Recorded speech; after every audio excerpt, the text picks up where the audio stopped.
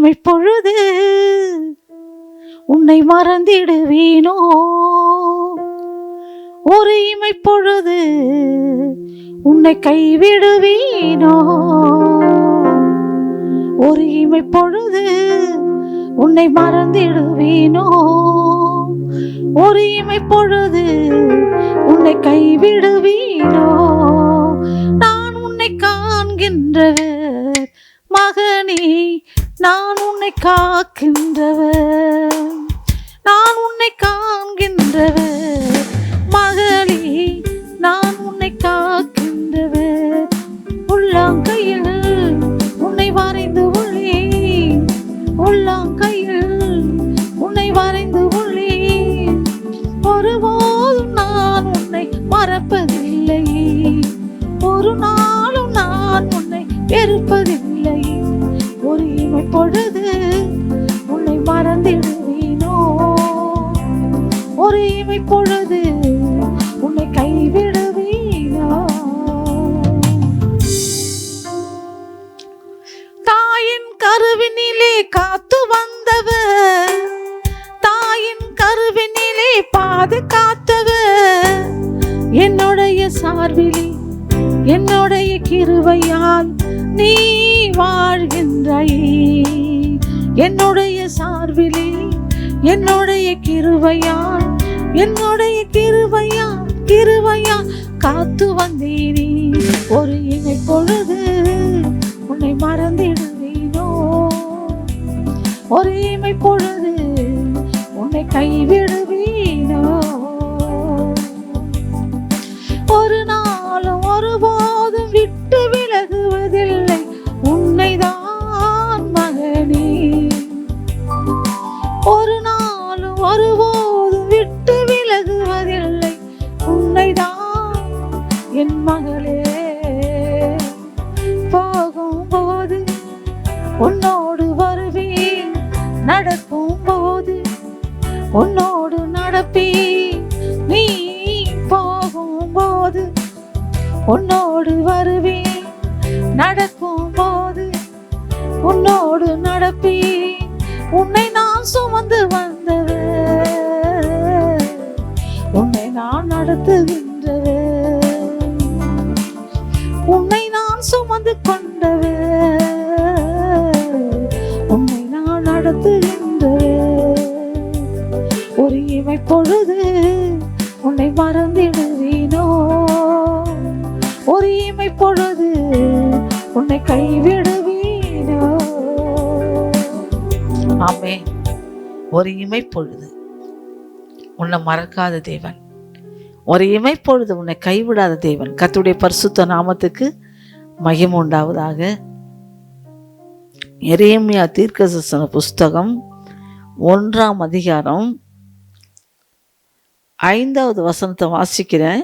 நான் உன்னை தாயின் வயிற்றில் உருவாகும் முன்னே உன்னை அறிந்தேன், நீ கற்பத்திலிருந்து வெளிப்படும் முன்னே நான் உன்னை பரிசுத்தம் பண்ணி உன்னை ஜாதிகளுக்கு தீர்க்கதரிசியாக கட்டளையிட்டேன் என்று சொன்னார்.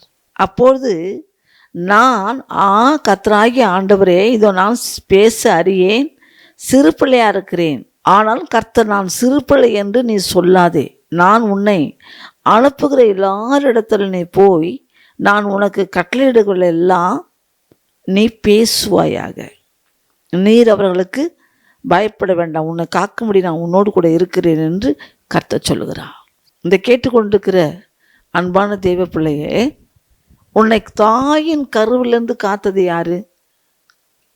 உன்னை தாயின் கருவில் உருவாக்குனது யாரு? ஆண்டவர். சில குழந்தைங்களை பார்த்து நான் ரொம்ப வேதனைப்பட்டிருக்கேன். சில குழந்தைங்களை பார்த்திங்கன்னா பேச்சே வராது. சில சின்ன பிறந்த குழந்தைக்கு இங்கே மாதிரி வெட்டி ரெண்டா இந்த உதடு பிறந்த மாதிரி இருக்கும், கேப்பு இருக்கும். சில பிள்ளைங்களுக்கு தலை ஒரு பக்கம் அப்படி ஒரு மாதிரி பெண்டாக இருக்கும்.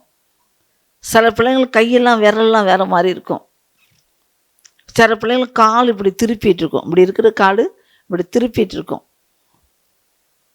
எனக்கு துக்கமாக இருக்கும். அதுவும் பொம்பளை பிள்ளைங்கன்னா ரொம்ப வேதனைப்படுவேன். ஐயோ, இப்படி நடக்க முடியாமல் 2 காலும் மடங்கி போயிருக்கும். சில பிள்ளைகள் பேசவே வராது. ஆனால் இதை கேட்டுக்கொண்டிருக்கிற உன்னை ஆண்டவர் எவ்வளோ அழகாக உருவாக்கியிருக்கிறார். கருவிலேயே உன்னை உருவாக்கியிருக்கிறார். கருவில் உன்னை உருவாக்கும் போது அழகாக எங்கே கண் இருக்கணும், எங்கே மூக்கு இருக்கணும், எங்கே காது இருக்கணும், எங்கே வாய் இருக்கணும், எங்கே கை கால் எப்படி இருக்கணும், அழகாக படைச்சவர் சொல்கிறாரு, நான் உன்னை தாயின் கருவிலே உருவாகும் முன்னே உன்னை அறிந்தேன், உன்னை பேர் சொல்லி அழைத்தேன். நீ என்ன பண்ணணுமா, நீ போகிற இடங்களெல்லாம், நினைக்கிற இடங்களெல்லாம், சமயம் வாய்த்தாலும் வாய்க்காவிட்டாலும் கர்த்தருடைய வசனத்தை எடுத்து சொல்லணும். ஐயோங்க என்ன நினைப்பாங்களோ, என்ன சொல்லுவாங்களோ, சொன்னால் கேட்டுக்குவாங்களோ கேட்க மாட்டாங்களோ. எசேக்கியேல் 3ஆம் அதிகாரம் 17வது வசனம், மனுபுத்திரனே, உன்னை இஸ்ரவேல் வம்சத்தாருக்கு காவலனாக வைத்தேன். நீ என் வாயினால வார்த்தையை கேட்டு என் நாமத்தில் அவர்களை எச்சரிப்பாயாக. சாகவே சாவா என்று நான் துன்மார்க்கனுக்கு சொல்லுகையில் நீ துன்மார்க்கனை தன் துன்மார்க்க வழியில் இராதபடி எச்சரிக்கும்படியாக அவனை உயிரோடு காக்கும்படியாகவும் அது அவனுக்கு சொல்லாமலும் நீ அவனை எச்சரிக்காமலும் இருந்தால் அந்த துன்மார்க்கன் தன் துன்மார்க்கத்தை சாவான், அவன் இரத்தப்பழியோ உன் கையிலே கேட்பேன். நீ துன்மார்க்கனை எச்சரித்து அவன் துன்மார்க்கன் தன் துன்மார்க்கத்தை ஆகாத வழியை விட்டு திரும்பாமல் போவானாய்கள், அவன் தன் துன்மார்க்கத்தில் சாவான். நெய்யவென்றால் உன் ஆத்துமாவை தப்பிவித்தான். அதுதான் ஆத்துமா ரொம்ப விலையேற் பெற்றது. ஒரு மனுஷன் உலகம் முழுதும் ஆதாயப்படுத்தி கொண்டாலும் தன் ஜீவனை நஷ்டப்படுத்தின லாபம் இல்லையே. உலகம் முழுசும் சொந்தமாக இருக்கலாம், உலகம் முழுசும் சொத்து இருக்கலாம், கோடியாக பணம் இருக்கலாம், ஜனம் இருக்கலாம். யாருன்னா உன்னை வீட்டுட்டு போய் பரலோகத்தில் வைக்க முடியுமா? அந்த மோட்சத்தை உங்களுக்கு கொடுக்க முடியுமா? முடியாது. அதை தான் சொல்கிறாரு, நீ ஒரு ஆள் பாவம் பண்ணுறாங்கன்னு கண்ணுக்கு தெரியுதா, போய் எச்சரிங்க, சொல்லுங்க, எப்பா இப்படி ஏசப்பா வரப்போறாரு, பாவம் செய்யாதுன்னு சொல்லுங்க. பாவம் செய்கிற ஆத்துமா சாவும், பாவத்தின் சம்பளம் மரணம். மறுபடியும் அதுதான் நான் சொல்லிகிட்ருக்கேன். கேட்குறவங்க பாக்கியவான்கள், வேறு வேலை இல்லை, இது வந்தால் இதுதான் பேசும் அப்படின்னீங்கன்னா எனக்கு தெரியாது. ஒரு நாள் வரும் பாருங்க, அந்த நாளில் ஒன்றும் பண்ண முடியாது. அந்த நாள் உங்களை தப்பி வைக்க ஒருவரும் வரமாட்டாங்க, உங்களை காப்பாற்றுறதுக்கு யாருமே இல்லை. ரொம்ப ஜாக்கிரதையாக இருக்கணும். ஆகவே தான் எரேமியாவில் 1ஆம் அதிகாரத்தில் ஆண்டவர் 5வது வசனம் சொல்கிறார், நான் உன்னை தாயின் கருவிலேருந்து எடுத்தேன். எங்கேருந்து எடுத்தார்? தாயின் கருவில் உருவாக்குறதுக்கு முன்னாக நீ எங்கெங்கே எப்படி உருவாக்கணும், அவையங்கள்லாம் எப்படி உருவாக்கணும், அழகாக உருவாக்கியிருக்காரு. ஒரு குறை இல்லாமல் எல்லாவற்றையும் உண்டாக்குனவர் சொல்கிறாரு, நீ கலகக்காரங்களை பார்த்து சொல்லு. கலகம் விட்டுறாங்கல்ல, ஆண்டருக்கு விரோதமான வாழ்க்கையில் இருக்காங்கல்ல, அவங்களுக்கு போய் சொல்லு. அவங்க கேட்டாலும் சரி கேளாவிட்டாலும் சரி, நீ ஒரு தீர்க்கதரிசி என்பதை சொல்லு, நிரூபி. வாழ்க்கையில் போராட்டமாக இருக்கா, கஷ்டமாக இருக்கா, வேதனையாக இருக்கா, ஏசப்பாவை ஏற்றுக்கிட்டு தான் நான் இவ்வளோ கஷ்டத்தை அனுபவிக்கிறேன்னு சொல்லாதீங்க. ஏசப்பா கஷ்டம் கொடுக்குறவரே இல்லை. அவர் என்ன சொல்லிருக்கா தெரியுமா? மத்தேயு 11ஆம் அதிகாரம் 28வது வசனத்தில், ஓ வருத்தப்பட்டு பாரம் சுமக்கிறவர்களே, நீங்கள் எல்லாரும் என்னட்டு தருவார்கள், நான் உங்களுக்கு இளைப்பாறுதல் தருவேன். இளைப்பாறுதல் தருகிற ஒரே ஒரு தெய்வம் ஆண்டவர் மட்டும்தான். வருத்தமா, பாரமா, கவலையா, கண்ணீரா, ஆண்டவர் மட்டும்தான் என்ன பண்ண முடியும், உங்களுக்கு விடுதலை தர முடியும், அற்புதம் செய்ய முடியும். எத்தனையோ பேர் 1990வது வருஷத்துக்கு முன்னாடி இயேசுவை எதிர்க்கிறவளாக இருந்தேன். இயேசுனா எனக்கு பிடிக்காது, இயேசை பற்றி சொன்னாலே கோபமாக வரும். இயேசுவா, அந்த சாமியார் எனக்கு வேண்டாம்னு சொல்லி ஒதுக்குனேன். ஆனால் அவர் தான் என்னை சேர்த்துக்கிட்டார். யாரா? அவருடைய மகளாக சேர்த்து கொண்டார். இதை கேட்டுக்கொண்டுக்கிற பிள்ளைய, நீ அவருக்கு மகன், அவருடைய மக. சிலர் சொல்லுவாங்க, இது யார் தெரியுமா? உங்களுடைய பையன். இவங்க யார் தெரியுமா? அந்த அம்மாவுடைய பொண்ணு. எவ்வளோ நல்லா இருக்காங்கண்ண அப்படின்வாங்க. என்ன அப்போ நீ யாருடைய பிள்ளை? ஏசப்பாவுடைய பிள்ளை. உன்னை பார்த்தது என்ன சொல்லணும்? இந்த மனுஷன் தெய்வ மனுஷன், இந்த மனுஷி தெய்வ மனுஷி, உங்கள் தேவனுடைய புள்ளன்னு சொல்லணும். அதுக்கு என்ன பண்ணணும்? நீங்கள் யாரெல்லாம் பார்க்குறீங்களோ, எங்கெல்லாம் போகிறீங்களோ, அங்கெல்லாம் என்ன பண்ணணும்? அவங்கள எச்சரிப்பு சொல்லணும். அதே போலவே நீதிமான்கள் அநேகர் அநீதியாக மாறிடுறாங்க. எசேக்கியேல் 3ஆம் அதிகாரம் 21வது வசனம், நீதிமான் பாவம் செய்யாதபடி நீ நீதிமானை எச்சரித்த பின்பு அவன் பாவம் செய்யாவிட்டால் அவன் பிழைக்கவே பிழைப்பான், அவன் எச்சரிக்கப்பட்டான், நீயும் உன் ஆத்துமகளை தப்புவித்தாய். ஒரு நல்லவங்க கூட என்ன பண்ணிடுறாங்க? சமயத்தில் மாறிடுறாங்க, மாற்றப்பட்டுறாங்க சூழ்நிலையில். அவர்களுக்கும் என்ன சொல்லணும்?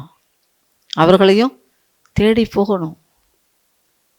அவர்களுக்கும் சொல்லணும், என்ன நல்லா இருந்தீங்களே, என்னாச்சு, ஏன் இப்படி ஆனீங்க, வேண்டாம், இதோடு விட்டுருங்க.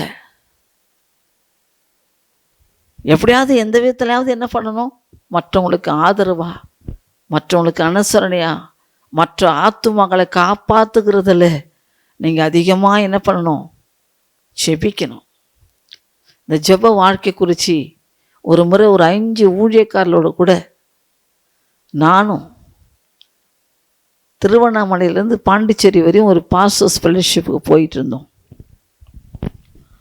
எனக்கு ஆண்டவர் ஒரு பாரத்தை கொடுத்தார். அவங்களாம் பேசிட்டு வராங்க, ஏதோ பேசிட்டு வராங்க. நான் மட்டும் என்ன பண்ணேன்? ஜெபம் பண்ணிகிட்டே போகிறேன். கண்ணை மூடலாம் தான், ஜெபம் பண்ணிகிட்டே போகிறேன். பாண்டிச்சேரி இறங்கி அந்த கூட்டம்லாம் முடிஞ்சு மறுபடியும் நாங்கள் வர வாகனத்தில் ஏறி வரும்போது வீடு கிட்ட ஒரு 2-3 கிலோமீட்டர் வரையும் ஜெபம் பண்ணிகிட்டே வரேன், அந்த ஸ்தோத்திரம் பண்ணிகிட்டே வரேன், துதிச்சிட்டே வரேன், ஆராதிச்சிட்டே வரேன். சின்ன 2 குழந்தைங்க இருக்காங்க, பேர பிள்ளைங்க. அவங்களுக்கு எல்லாம் லேட்டாகி போச்சு. அவங்க சாப்பிட்றதுக்கு நான் வாங்கிட்டு போகலான்னு ஒரு சேமியா கடைக்கு போனேன். அங்கே ஒருவர் வியாபாரம் பண்ணிட்டு இருந்தார். அவரை பார்த்து தான் ஆண்டு சொன்னார், இவனோட பேசு மகளேன்னு. அவர் மிகுதியான துக்கம், எல்லாம் இழந்து போயிட்டார். மனைவியை நம்பி சொத்தெல்லாம் அந்த அம்மா மேலே எழுதி வச்சுருந்தார். எல்லாத்தையும் எடுத்துக்கிட்டு அந்த நடுத்தரில் விட்டாங்க. அவரால் வாழ முடியாத ஒரு சூழ்நிலை, பயங்கர துக்கம். எதுக்கு இந்த வாழ்க்கை? செத்து போகலாம், அந்த வாழ்க்கையை வேணாம், வாழ்கிறதே வேணாம், அப்படி ஒரு நிலைமையில் இருக்கிற அந்த மனுஷனை பார்த்து ஆவியான்னு சொல்கிறாரு, இவரோட பேசு மகளே. நான் சொன்ன பதர், இயேசு உங்களை நேசிக்கிறா. மேடம் இன்னொரு வாட்டி சொல்லுங்க, என்ன சொன்னீங்க? இயேசு உங்களை நேசிக்கிறார். நிஜமாவா? ஆமாம், நிஜமாக. அந்த உலகத்தில் யாருடைய அன்பு மாறி போகும், யாருடைய பாசமும் வேஷமும் ஆயிடும். ஆனால் ஏசப்பா ஒருவர் தான் உண்மையான அன்பு உள்ளவர். அவர் மட்டும்தான் உண்மையாக நேசிக்கக்கூடியவர்னு சொன்னேன். அவர் கேட்டுட்டு ஒரு கண்ணு கலங்கிட்டு சொன்னார், அம்மா ரொம்ப துக்கத்தில் இருந்தம்மா, ரொம்ப வேதனையில் இருந்தேன். இந்த வார்த்தை நீங்கள் சொன்னபோது அந்த வார்த்தை என் காதுக்குள்ளே போன அடுத்த செகண்டு என் இருதயத்தில் இருக்கிற அந்த பாரம், அந்த வேதனைலாம் அப்படியே மறைஞ்சு போச்சுமா. இன்னொரு வாட்டி சொல்லுங்களேன். அதை கேட்டுக்கொண்டு இருந்தவர் இன்னொரு வயசானவர் உயரமாக வயசான ஒரு பெரிய ஆஃபீஸர் போல். அவர் சொன்னார், மேடம் உங்களை பார்க்கும்போதே தெரியுது, உங்கள் வார்த்தை கேட்கணும் போல, எனக்கு எதெல்லாம் சொல்லுங்களேன். இயேசு உங்களை ரட்சிக்கிறார், இயேசு உங்களை நேசிக்கிறார். இது சாதாரணமாகவே சொன்னால் ஏற்றுக்க முடியாது. ஏற்றுக்கிற அந்த கண்டிஷன் வராது.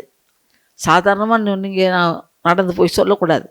1 மணி நேரம் நல்லா ஜெபிச்சுட்டு 3 மணி நேரம் ஆண்டு சமூகத்தில் உட்காந்து துதிச்சுட்டு நல்ல வேதத்தை வாசித்துட்டு நல்ல ஜெபத்தோடு போய் சொல்லுங்களேன். நீங்கள் சொல்லும் போதே அவர்கள் சிரித்து சந்தோஷப்படுவாங்க பாருங்கள். அந்த சந்தோஷம் வேறு லெவல். ஒரு முறை சென்னையில் நம்மாழ்வார் பட்டையில் நான் மூடி செஞ்சுருக்கிற நாளில் ஒரு வயசான அம்மா, பல்லு ஒன்று கூட இல்லை. அந்த அம்மாட்ட சொல்லணும் போல் இருந்துச்சு. அவங்க கீழே உட்காந்தாங்க, குனிஞ்சு சொன்ன, அம்மா இயேசு உங்களை நேசிக்கிறார். அந்த அம்மா சிரித்தாங்க பாருங்கள், ஒரு பல்லு கூட இல்லை, அஹாஹான்னு சிரிச்சிட்டு சொன்னாங்க, என்ன நேசிக்கிறாங்களம்மா, என்னை நேசிக்கிறதுக்கு யாருமே இல்லை, என்னை விட்டுட்டாங்கம்மா, நான் தனியாக அந்த வீட்டில் இருக்கேன், வயசானவன், நடக்க முடியல. என்னால் எந்த வேலையும் செய்ய முடியாதும்மா, என்ன நேசிக்கிறாரா ஏசப்பா? ஆமாம், அவர் முன்ன மட்டும் இல்லை, இந்த உலகத்தில் ஒவ்வொருவரையும் நேசிக்கக்கூடிய தெய்வம் அவர் மட்டும்தான். அவருக்கு செய்ய வேண்டியதெல்லாம் என்ன தெரியுங்களா? அவர்கிட்ட அழிஞ்சு போகிற ஆத்துமகள்லாம் கொண்டு போய் சேர்க்கணும். ஆத்துமகளுக்கு உத்தரவாதம் பண்ணணும். ஆத்துமகளுக்கு பாடுறப்பட்டு செபிக்கணும். ஆத்துமகள் கண்ணீர் விட்டு அழணும். ஆண்டவர் இந்த பூமியில் உங்களை பிறக்க வச்சிருக்காருன்னா ஒரு நோக்கம் இல்லாமல், திட்டம் இல்லாமல் உங்களை பிறக்க வைக்கல. தெய்வ திட்டம், தெய்வ ராஜ்யத்துக்காக எதாகிலும் எதாகிலும் எதாகிலும் செய்ய ரெடியாக இருக்கீங்களா? எப்படியாவது யாரை கொண்டாவது அவருடைய சித்தத்தை நிறைவேற்ற மாட்டாங்களா? அவருடைய ஏக்கத்தை புரிஞ்சு நடக்க மாட்டாங்களான்னு ஆண்டவர் ஒவ்வொரு நாளும் அழுதுட்டுருக்கார். தெரியுமா அவங்களுக்கு? பரலோகத்தில் பிதாவுடைய வலது பரிசத்தில் இருக்காருன்னு வாசிக்கிறோம் வேதத்தில். ஆனால் அநேகர் இழுப்புண்டு, பாவத்தில் இழுப்புண்டு, அநேகர் அக்கிரமமாக வாழ்ந்து மரித்த உடனே நரகத்துக்கு போகிறாங்க. அங்கே போய் மனம் திரும்புகிறாங்க. அங்கே போய் ஐயோ நான் இப்படி பண்ணிட்டேன், நான் அப்படி பண்ணிட்டேன். லூக்காவில் ஐஸ்வர்யம் உள்ள ஒரு மனுஷன் இருந்தான், வேதத்தில் வாசிக்கிறோம். லாசருன்னு ஒரு தரித்திரனும் இருந்தான்.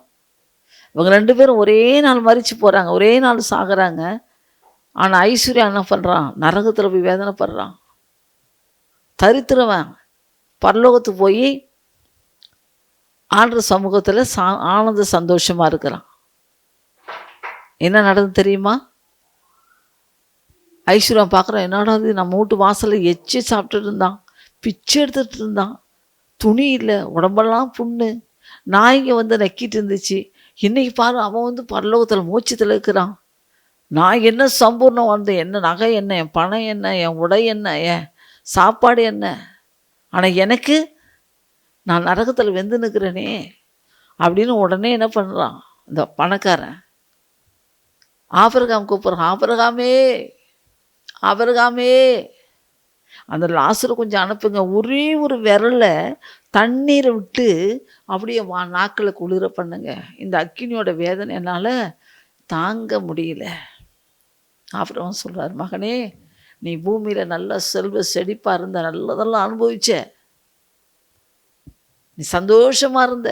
ஆனால் இவனும் ரொம்ப கஷ்டப்பட்டான், ரொம்ப கண்ணீர் விட்டான், ரொம்ப தரித்திர, சாப்பாடு கிடையாது, இருக்க இடம் கிடையாது, படுக்க கிடையாது, மண்ணில் படுத்து கிடந்தான். அன்னைக்கு அவன் வேதனைப்பட்டவங்க சுகமாக இருக்கான். வேதனை வெறுமையாக படலை, எப்போவுமே ஆண்டு நினச்சிட்டே இருந்தான், எப்போவுமே ஆண்டு துதிச்சிட்டே இருந்தான். துதிச்சு பாருங்களேன், உங்கள் வீட்டில் குறைவே இருக்காது. செபிச்சு பாருங்களேன், உங்கள் வாழ்க்கை நிறைவாக இருக்கும். ஆண்டுடைய வார்த்தையை சொல்லி பாருங்களேன், உங்களை இருதயம் சந்தோஷப்பட்டு அதிசயப்பட்டு பூரிக்கும். நான் அனுபவிச்சதான் உங்களுக்கு சொல்கிறேன். அதான் சொல்கிறாரு, நான் உன்னை தாயின் கருவிலே தெரிந்து கொண்டேன். நான் உன்னை எங்கேன்னு தெரிந்து கொண்டேன்? உன் தாயின் கருவிலை உருவாக்கும் முன்னாகவே உன்னை நான் தெரிந்து கொண்டேன். நீ என்னுடையவன், நீ சிறு பிள்ளைன்னு சொல்லாத, எனக்கு பேச தெரியாதுன்னு சொல்லாத, என்னால் போய் நான் மற்றவங்கள்ட்ட சொல்ல முடியாதுன்னு சொல்லாத. உனக்கு இருக்கிற நாட்களிலே, உனக்கு இருக்கிறதான நேரங்களிலே, உனக்கு இருக்கிறதான இந்த சமயங்களில் என்ன பண்ணு, ஆண்டவர் பற்றி சொல்லுங்க. இது கடைசி காலம், கொடிய காலம். எந்த நேரத்தில் எந்த நிமிஷத்துலேயும் ஆண்டுடைய வருகையின் நாட்கள் நெருங்கி கொண்டிருக்கிற நேரம். ஆண்டுடைய வருகை நெருங்கி கொண்டிருக்கிற நேரம். நீ இப்போவே ரெடி ஆகணும்னா எப்போ ரெடியாக போகிறீங்க? இப்போவே அவருடைய சித்த அறிஞ்சு செயல்படலைன்னா எப்போ செயல்பட போகிறீங்க? இப்போவே ஆண்டருக்கு பிரியமானனா எப்போ பிரியமாக இருக்க போகிறீங்க? நான் இதோ சீக்கிரம் வரேன் அப்படின்னு மட்டும் ஆண்டு சொல்லிட்டார். ரொம்ப நல்லதாக போச்சு. அதனால் எத்தனையோ பேர் ஆண்டவருடைய வருகைக்காக, ஆண்டுடைய வருகை மட்டும் நான் உண்மையாக இருக்கணும்னு சொல்லி பல பாடு, பல பன்னீர், பல வேதனையில் உத்தமர்களாக இருக்கிறாங்க, உண்மையாக இருக்கிறாங்க. ஆனால் எத்தனையோ பேர்கள் அவர் எப்போ வருவார் என்னையே சொல்கிறாங்க. நான் ஒரு அமைஞ்சிக்கரில் ஊழியத்துக்காக போயிருந்தபோது எனக்கு தெரிஞ்ச ஒரு சகோதரி துணிச்சு வச்சுட்டு இருந்தாங்க. அவங்க புலம்புறாங்க, ஐயோ என் வாழ்க்கையில் எவ்வளோ போராட்டமா, இவ்வளோ கவலையா சிஸ்டர், இவ்வளோ பாடுகளா பாஸ்டமா, நான் அனுபவிக்கிற வேதனை உங்களுக்கு தெரியாது, நான் அவ்வளோ கஷ்டப்படுறேன் தெரியுமா. அப்போ நான் சொன்ன ஒரே ஒரு வார்த்தை, என்ன சிஸ்டர் இப்படி சொல்கிறீங்க, ஆண்டுடைய வருகை சீக்கிரமாக இருக்குது. ஐயோ அவர் வரவேணான்னு சொல்லுங்கள். நான் சொல்லணுமா, வரவேணான்னு சொல்லுங்கள். என்ன இப்படி சொல்கிறீங்க? என் பிள்ளைக்கு கல்யாணம் பண்ணணும், கடன் அடைக்கணும், வீடு கட்டணும், இவ்வளோ வேலை இருக்குது. அவர் வந்துட்டாருன்னா இதெல்லாம் எப்படி செய்ய முடியும்? அப்போது எந்த அளவுக்கு அறியாமல் இருக்காங்க பாருங்க, எந்த அளவுக்கு ஜனங்களுடைய கண்கள் மறைக்கப்பட்டிருக்கிறது, இருதயத்தில் உணர்வு இல்லாமல் இருக்கிறாங்க. ஜாக்கிரதையா இருங்க. நீ எத்தனை கோடி சேர்த்து வச்சிருந்தாலும் ஒரு ரூபா எடுத்துன்னு போக முடியாது. நீ எத்தனை ஏக்கர் கணக்கான நிலம் இருந்தாலும் உன் கூட ஒரு அடி மண்ணு கூட உன் கூட வராது. ஆகவே தான் ஆண்டு சொல்கிறாரு, நான் சிரிப்புலன்னு சொல்லாத, எனக்கு பேச தெரியாதுன்னு சொல்லாத, நீ அவர்களுக்கு பயப்பட வேண்டாம், உன்னை காக்கும்படி நான் உன்னோடு கூட இருக்கிறேன் என்று கர்த்தர் சொல்கிறா. யாரு கூட இருக்கிறது? ஆண்டவர் கூட இருக்கிறார். யார் உங்களை நடத்துறது? ஆண்டவர் நடத்தணும். ஐயோ எங்கள் மாமா இருக்கார் பார்த்துக்குவார், எங்கள் வீட்டுக்கார் இருக்கார் பார்த்துக்குவார், எங்கள் அப்பா அம்மா இருக்காங்க என்ன பார்த்துக்குவாங்க. எத்தனை நாளைக்கு, எவ்வளோ நாளைக்கு, எத்தனை வருஷத்துக்கு பார்ப்பாங்க? அன்பான தெய்வ பிள்ளையே, அவர் சொல்கிறாரு, எரேமியா 2ஆம் அதிகாரத்தில் 9வது வசனம் சொல்கிறாரு, அதனால் இன்னும் நான் உங்களோடு வழக்காடுவேன், உங்களை பிள்ளைகளோடும் வழக்காடுவேன் என்று கர்த்தர் சொல்கிறார். என்ன பண்ணுவாராம், நம்ம நல்லா இருக்குது, சாப்பாடு நல்லா வசதி இருக்குது, நல்லா தானியம் இருக்குது, ஒரு குறையில நல்லா சம்பாதிக்கிறோம், லஞ்சம் வாங்குகிறோம், நிறையா பணம் கோடி கோடியாக இருக்குது, லட்சம் லட்சமாக இருக்குன்னு என்ன பண்ணீங்க, உங்களுடைய வாழ்க்கை சந்தோஷமாக இருக்குது, நான் சந்தோஷமாக இருக்கிறேன், எனக்கு குறைவே இல்லைன்னு சொல்லி வாழ்ந்து கொண்டு ஒரு நாள் ஏமாந்து போவீங்க, ஒரு நாள் கைவிடப்படுவீங்க, ஒரு நாளில் துக்கப்படுவீங்க. ஐயோ நான் தெரியாமல் இருந்துட்டேனே. ஏழைக்கு இறங்குறவன் கர்த்தருக்கு கடன் கொடுக்குறான், அவன் கொடுத்ததை கர்த்தர் திரும்ப அவனுக்கு கொடுப்பார். ஆகவே என்ன பண்ணுங்க, கொடுங்க. நிறையா இருக்கா, அப்படியே கொடுக்குறேன்னு சொல்லாது, அப்படியே கொடுங்க நான் சொல்லலை, கொஞ்சம் கொடுங்க. இல்லாதவங்கள தேடி போய் கொடுங்க, கொடுத்து பாருங்களேன், அதனுடைய சந்தோஷமே வேற லெவல். மற்றவங்களுக்கு கொடுக்கும்போது மனசில் என்ன சந்தோஷம் இருக்கும் தெரியுங்களா? ஒரு முறை ஒரு அம்மா நல்லா இருக்கு, அந்த அம்மா குறையில்லாமல் நல்ல நிறைவாக இருக்குது. நான் ஓரமாக போகும்போது அந்த அம்மா வந்து காசு கேட்டுச்சு, கொடுக்கல நான். ஆனால் ரொம்ப வேதனை ஆயிடுச்சு, ஒரு 10 ரூபா கொடுத்துக்கலாம்ல நான், ஏன் கொடுக்கல, ஏன் கொடுக்கல, அவங்க நல்லா இருக்காங்க, நல்லா இல்லை கேட்டாங்கல்ல, கொடுத்துருக்கலாம்ல அப்படின்னு 1 மாதம் வரையும் ரொம்ப துக்கப்பட்டிருந்தேன். 10 ரூபாயில் நான் வரப்போகுது, கொடுத்துக்கலாமே. அப்படி மிஸ் பண்ணாதீங்க. மிஸ் பண்ணால் வருத்தப்பட வேண்டியிருக்கும், துக்கப்பட வேண்டியிருக்கும். செய்ய வேண்டியவங்களுக்கு செய்யத்தக்க சமயத்தில் செய்யாமல் இராதே. கொடுங்கள போது உங்களுக்கு கொடுக்கப்படும். அமைக்கி குலுக்கி சரிந்து விழும்படியா உங்கள் மடியில் நன்றாய் வந்து போடுவாங்க. நீங்கள் எந்த அளவில் அளக்குறீங்களோ அந்த அளவில் உங்களுக்கு அளக்கப்படும். கர்த்தர் பெரிய காரியங்களை ஆண்டவர் உங்கள் வாழ்க்கையில் செய்ய போகிறார். சிறிய மாற்றங்களை ஆண்டவர் உண்டாக்க போகிறார். தேவன் தாமே இந்த வசனத்தை கேட்குற உங்களை அதன்படி செய்வாராக. இந்த வார்த்தைப்படி உங்களுக்கு ஆண்டவர் வழி காட்டுவார், வழி நடத்துவார். அவருடைய கிருபை கூட இருக்கும், அவருடைய இரக்கம் உங்களோடு இருக்கும். அவர் உங்களை தாயின் கருவில் அழியாதபடி இந்த நாள் வரையும் உங்களை பாதுகாத்து வராரு இல்லையா? இந்த நாள் வரையும் ஆண்டவர் உங்களை பாதுகாத்து வழி நடத்தி வராரு இல்லையா, அவருக்கு உண்மையாக இருங்க, அவருடைய பிள்ளையாக இருங்க, அவருக்கு பிரியமாக இருங்க. கர்த்தர் உங்களை ஆஸ்வதிப்பாராக. உங்களுக்கு ஜெபிக்கிறேன். நன்றி தகப்பனே, நன்றி, கொடான கோடி நன்றி. இந்த வார்த்தை கேட்ட உங்களுடைய பிள்ளைகள் தாயின் கருவிலேருந்து தெரிந்து கொண்டுக்கிறீங்க, இதுவரையும் உயிரோடு வச்சுருக்கீங்க. இந்த பிள்ளைகளை ஆஸ்வதிங்க, உடைய கிருபை இருக்கட்டும். இயேசு நாம் ஜெபிக்கிறேன் அன்பு பிதாவே, ஆமேன். ஸ்தோத்திரம் ஸ்தோத்திரம் ஸ்தோத்திரம் ஸ்தோத்திரம் ஸ்தோத்திரம் அப்பா. ஹல்லேலூயா.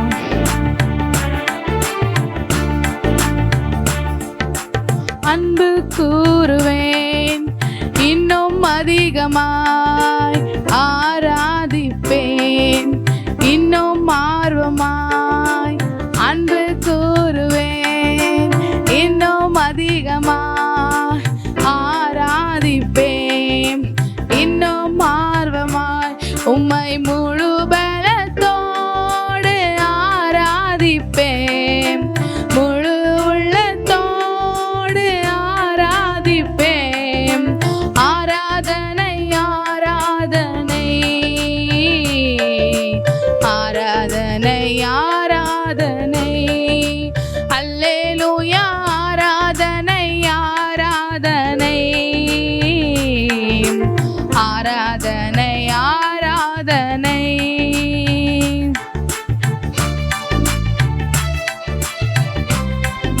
ஆமென். ஹல்லேலூயா.